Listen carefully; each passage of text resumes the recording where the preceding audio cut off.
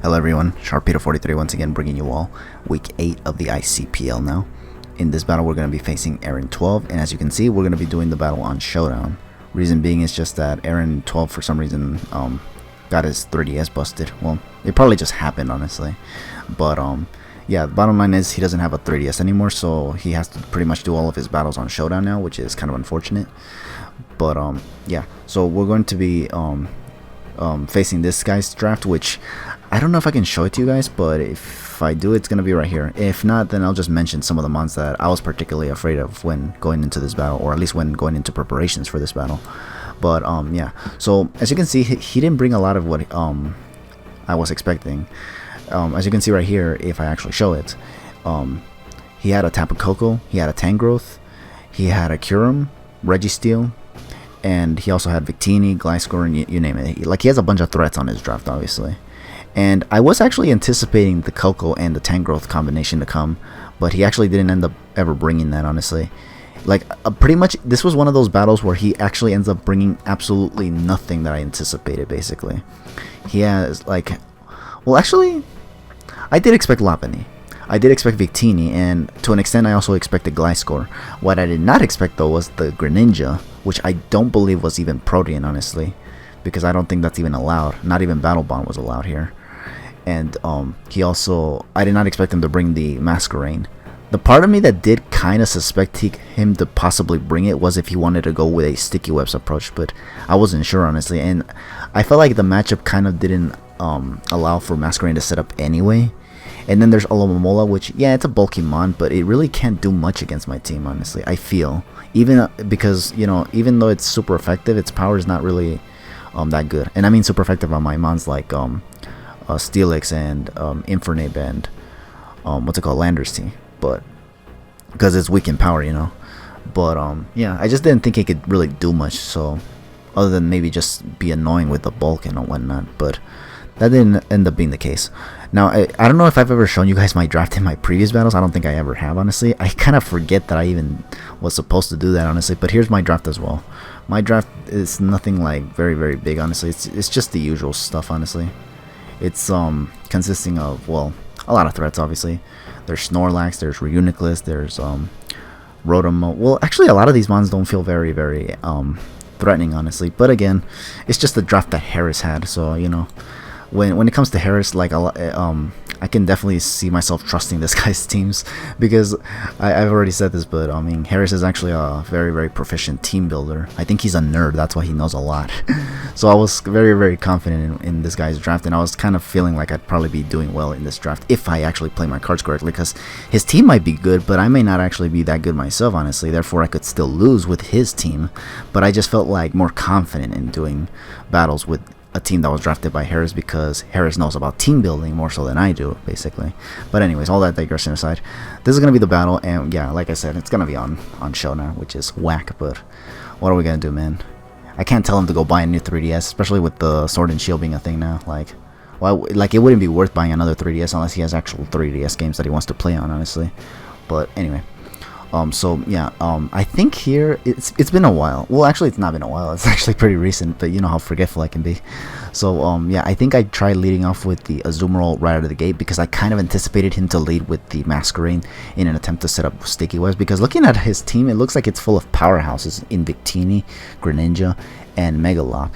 And if that Gliscor is like some kind of setup set, then that can also be a thing, honestly, and we'd be, you know, in for a bad time, because a lot of my mons are in fact slower than everything on his team after Sticky Whip. So yeah, so I believe I lead off with the Azumarill straight up right here, and he's gonna lead off with the Greninja. Actually, I anticipated the Masquerain, like I said before, but he ended up leading with Greninja, which isn't a bad lead, because he ends up getting the he could put himself like in a advantage by going for a U-turn, you know. And that's exactly what he does right here, as I switch into Landers T, predicting some kind of attempt to phasing, because I didn't think he'd go for Ice Beam or even Skull right out of the gate right there, honestly. I felt that would have been too risky, especially because I could have just gone for Play Rough right there. But yeah, he goes into Masquerain now, and this is what I was actually kind of afraid of. I kind of initially thought this was a bad play, but then I thought, you know what, I have an Azumarill with Belly Drum, so I can probably, you know, just set up and then just go for a game from there. But you're going to see what's going to happen right here. I get the Intimidate off. He's gonna set up the sticky webs, which was what I feared. I got my rocks up in the process, and he ends up going for the ice beam, which is unfortunate for me because now I actually end up having to take a lot of damage on my Landorus, because my Landorus isn't actually fast, and I think his Masquerain was definitely fast. So I just U-turn. Thankfully I survived, so that gives me the chance to still save my Landorus for death fodder later. And now I go into a Azumarill, and I was thinking, what's the worst this thing can do? Probably Air Slash flinch me to death. I don't think this is a Z move if it's got sticky webs, honestly. I mean, it could be, but I mean, I just don't count on it having it, honestly. So yeah, I go into Azumarill right here thinking, yeah, you know what, I could just go for game here and just set up the belly drum. And he goes into the Alomomola. Now I go for the belly drum. Now here, I supposedly invested enough so that enough HP so that the HP bar wouldn't take me I believe over 50%. I don't remember if that was the plan, honestly. Like, I could have sworn that I tried to invest enough so that I actually be dropped at 50%. So, or yeah, at 50%, so I can proc the citrus berry that I had on this thing. But I don't know. It didn't happen that way though, and I end up losing quite a bit of my HP, which means that if something very, very powerful hits me, I may lose Azumarill without getting to do anything. But I was thinking at +6, looking at the majority of his team, with the exception of this Alomomola being possibly like, I forgot what it was called, water absorb. I don't even know if it gets that, honestly. But yeah, I thought it had like water absorb or something immune to water basically. So because of that, I ended up going for not only the belly jump, but then I end up going for the knockoff right here. He tries to go for Scald so that he can get the Scald burn, obviously, and I was just hoping that wouldn't happen basically. So here I go for the what's it called, the knockoff. I thought it was gonna KO because for some reason I'm at +4 and not +6, but yeah, I go for the knockoff, and as a result, you know, it doesn't KO it for some reason. Like, I thought it would, because +4 and huge power Azumarill, I thought it would be overkill. And this was a max attack invested Azumarill too. It was not like some kind of just like defensive HP Azumarill or anything like that. No, it was actually quite effectively invested in attack, so I thought it would actually KO it even. I think I overestimated Azumarill, but I think in my experiences, Azumarill has always been threatening. That's why I thought it could do a lot. But yeah, he goes for Scald again, obviously, with the Alomomola, and he ends up getting the burn now, unfortunately, which is a shame. And by that logic, the fact that I'm now at +4, or like, assuming that this +4 is actually accurate, because I could have sworn that after a belly drum you'd have +6, unless there was something that nerfed my attack prior, I don't know. But I didn't see any of that. So yeah, that means that now my +4 is now like at +2, I think, or +1, I don't know, somewhere around there. Like, my attack is reduced significantly thanks to the burn now, which means that he's gonna send out Lopunny, which I thought he was actually gonna try to just fake me out and then switch out and then fake me out again, because he doesn't necessarily have a lot of switch-ins after being at +2 or +1, honestly. So yeah, here I go for Aqua Jet just to get as much damage as I could. I'll admit that for some reason I kind of thought that I would actually be able to take this out it's because I looked at the +4 and I was thinking, oh yeah, but I'm still burned. So I was thinking, maybe, just maybe, I'd actually be able to take it out from here still, because Mega Lopunny is actually kind of bulky, actually. I think if you just slap enough HP, it can actually take all kinds of hits. Maybe I underestimated Mega Lopunny here, honestly. But yeah, the bottom line was that I couldn't KO it with Aqua Jet. I was kind of hoping I could, but obviously I couldn't. And as a result, he just goes for return, and that's definitely going to take out my Azumarill, because Azumarill, I mean, Mega Lopunny is actually pretty powerful, obviously. So now here I'm going to send out the Infernape, hoping he doesn't go for, well, that he doesn't KO me with return, so that way I can just take this thing out with a Flare Blitz. I wanted to go for close combat, but I was afraid of him switching into the Gliscor or the Victini, so I didn't want to go for something that would actually, you know, compromise Infernape. Obviously, if he went in the Victini, I would have gone for, like, I don't know, something like U-turn or even Earthquake, but no. I prioritized in taking out this Lopunny because this Lopunny could actually do a number on my team, especially high jump kicking or even drain punching my Snorlax and my Steelix as well. Yeah, so obviously I just went for the Flare Blitz right here, just so that way I can take out the Lopunny and not have to worry about that as well. This is a battle where, like, I have to hope that my rocks can actually outweigh his Sticky Webs, because right now the fact that he got Sticky Webs up is putting a lot of my team in jeopardy, because my Alakazam was pretty much designed to outspeed literally everything on his team, as long as he didn't like have some kind of like speed reducing tactics such as Thunder Waving or setting up Sticky Webs. But he ended up bringing the Sticky Webs user in Masquerain, and ended up putting a lot of my team, you know, in aprietos, to say the least. So yeah, but here he goes in the Greninja, and I actually just send in this Landorus Tea, I think, just so I can actually you know, fodder it basically. And in the process, if he ends up going for U-turn, which he does, he can take more damage from the Rocky Helmet. This also gives me switch initiative so I can see what he's going to send in, so I can send out what I need to accordingly. I end up going into Snorlax, which I'll admit I honestly thought was probably a misplay, because I did have Mega Alakazam with Hidden Power Ice, just in case he had this Gliscor. But in retrospect, I kind of feel like this Snorlax was probably an okay play. Maybe not the best play, but it was an okay play, because if I send out the Alakazam, he still had Greninja, obviously, and if he anticipated the Hidden Power Ice from my Alakazam, he could easily switch in the Greninja to resist it, and because webs are up, he outspeeds me and just goes for Dark Pulse. If I went for the powerful Psychic just to get damage on the Gliscor, again, the Greninja just comes in and takes no damage from Psychic because it's immune to Psychic, obviously. So it wasn't easy for me to just go into Alakazam and go for Hidden Power Ice. He actually was safe to just send in the Greninja, because not even an Energy Ball would have done it, honestly, or Dazzling Gleam would have done the justice against the Greninja, or maybe it actually would have. But you know, I didn't think much of it, honestly. In fact, I don't even think I had the Energy Ball on this Alakazam. I think I had Psychic. Yeah, I definitely had Psychic. I had Hidden Power Ice, and I think that last move was Shadow Ball. And I think the reason why I had Shadow Ball was because I didn't think he'd bring the Greninja, which he did. But yeah, and I had Shadow Ball for the Victini because Victini was what I was particularly afraid of on Aaron's team, along with Tapu Koko. But thankfully he didn't end up bringing that. So yeah. So I ended up sending in Snorlax, and I actually did decide to go for a couple curses, because after seeing the Toxic Orb, I just kind of assumed this was maybe a defensive Gliscor.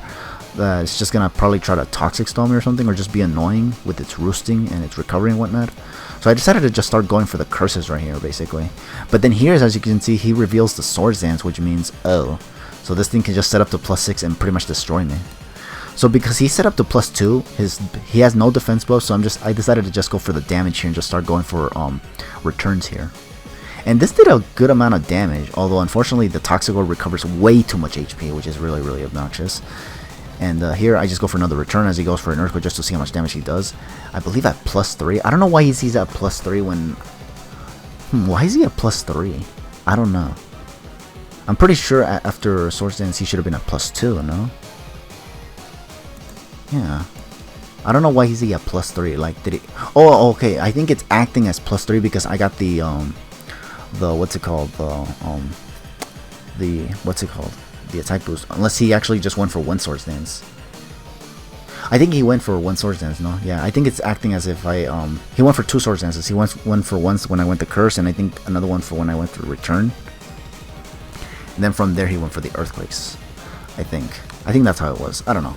But yeah, he set up a lot, and I actually thought he was going to take me out after a couple of Earthquakes here, but he actually ended up not. And I'm actually surprisingly doing enough damage to the Gliscor for him to just, you know, potentially go down here. I go for another Curse right here because he ended up, like, I was predicting him to go for another Roost, and he ended up doing so. And I just go for another Return. This time it does over half, which means even if he tries Roosting, I can just take it out eventually. And he actually tried going for another Swords Dance so he can guarantee the KO on Snorlax, just given how much damage he did earlier. But I think because of that second Curse, he was not able to actually take out my Snorlax right here, basically. And I, on the other hand, could, because he got no defense buffs while setting up on me. So yeah, he ends up going down, and he just brings in Greninja, which I thought he was going to try to Dark Pulse flinch me. But seeing the Waterfall tells me that he was a physical variant anyway. So even if he flinched me to death, I could just, like, Curse all, recycle all day and just simply get my HP back, take no damage basically. And as a result, he didn't flinch me either, honestly, and he would have had to flinch me all the time to even have a chance at taking out my Snorlax, which, yeah, 20% chance, yeah, you're not going to get that all the time. Even with my luck, you can't get that kind of luck on your side, honestly. But, I mean, yeah. So, now he's going to lose Greninja, obviously, and now he's going to send out Victini, which takes Rocks damage. And because he took Rocks damage, he's now going to go for... I'm going to take it out with an Earthquake, which I actually did have prepared for this Victini because the Victini was going to be threatening. It was also for Tapu Koko in case he brought it. Like, Snorlax can take Thunderbolts from Tapu Koko fairly well, and I can just retaliate with an Earthquake and possibly take it out.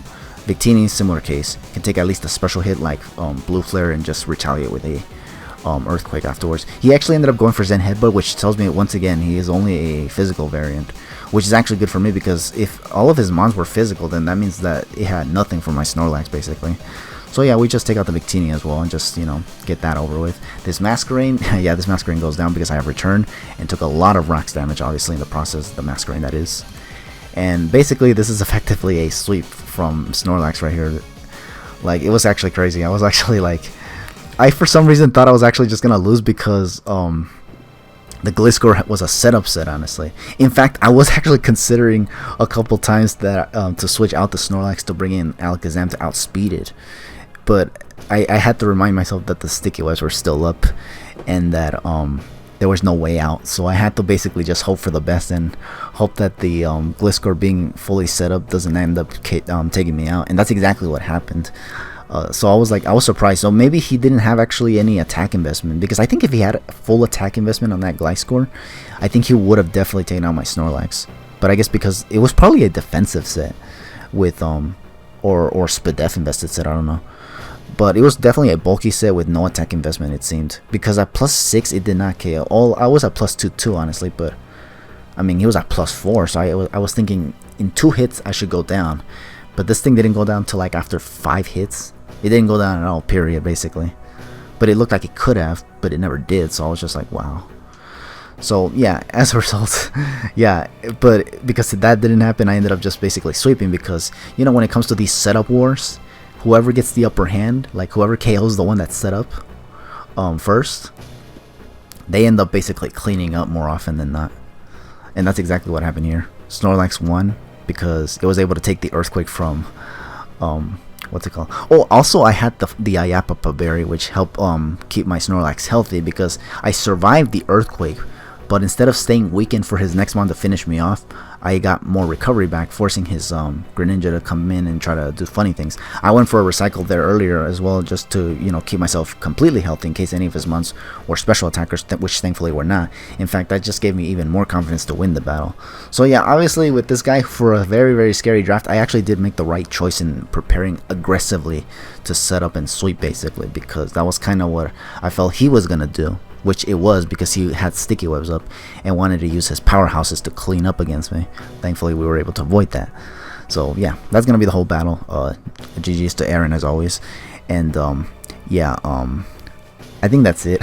Low-key, I'll admit I kind of wanted to recreate this battle on Wi-Fi, but not only do I not have Aaron's sets at the moment, but even if I did, I kind of am too lazy to do it. And also, there was also a bit of RNG as well involved, so it would be kind of hard to recreate that, honestly. And yeah, so, but either way, I guess it's not a big deal if it's on Showdown. And at least on Showdown, I was actually able to show you guys my draft and Aaron's draft, honestly, because I think in the previous battles I've just not been able to do that, just because I haven't really been feeling like it, honestly. But I guess here on Showdown, since there's not a whole lot of setup required, I guess I just felt like doing it. So yeah. But anyways, I know, and it's kind of late in the season now that I do this now, but oh well, better late than never, you know what they say. So anyways, with all that said, thank you for watching once again. I'll catch you guys for the next battle whenever I get to it. Take it easy, have yourselves a damn good one.